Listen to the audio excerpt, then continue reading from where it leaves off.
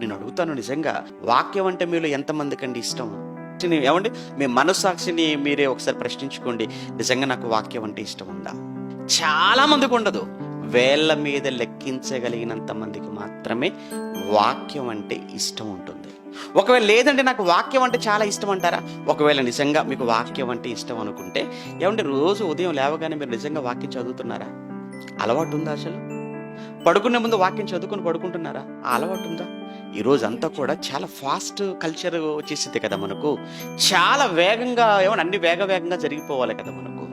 అందుకే బైబిల్ ఒకప్పుడు చదువుకునే అలవాటు ఉందేమో, ఈ రోజు బైబిల్ చదువుకునే అలవాటు మీకుందా? ఒకవేళ నిజంగా వాక్యం అంటే మీకు ఆసక్తి, ఆనందమే ఉంటే ఖచ్చితంగా మీరు చదువుతారు. నేను అడుగుతున్నాను మీ అందరి సభాముఖంగా, బైబిల్ మొత్తం పూర్తి చేసిన వాళ్ళు మీలో ఎవరు ఉన్నారండి మీ జీవితంలో? ఒక్కసారైనా మీ జీవితంలో ఒక్కసారైనా ఆదికాండం నుంచి ప్రకటన వరకు 66 పుస్తకాలను పూర్తిగా చదివిన వాళ్ళు ఉన్నారా? ఒక్కసారైనా? అది కష్టం అండి. ఇదేమైనా కష్టం కాదండి. మనం ఇష్టపడితే ఇది కష్టమేమీ కాదు. ఎన్ని అధ్యాయాలండి మొత్తం మీద చూసుకుంటే? మొత్తం 66 పుస్తకాలలో 1189 అధ్యాయాలు ఏమో ఉంటాయండి, అంతే. సంవత్సరానికి ఎన్ని రోజులండి మనకు? 365 రోజులు. 365 రోజులను ఈ 1189తో మనం డివైడ్ చేస్తే సుమారుగా రోజుకొక 3 అధ్యాయాలు, అంతే.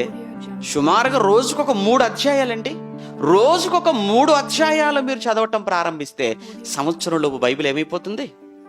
పూర్తయిపోద్దండి. మరి ఎందుకు చేయలేకపోతున్నారు చెప్పండి? ఎందుకు మీరు చదవలేకపోతున్నారు? ఒకటే కారణం, మీకు వాక్యం అంటే ముందు మీకు ఆసక్తి, ఆనందం లేదు. మరల ఈ మాట అంటే మీకు చాలా పౌరుషం వచ్చేస్తుంది. ఎందుకంటే నిజం కాబట్టి, వాస్తవం కాబట్టి.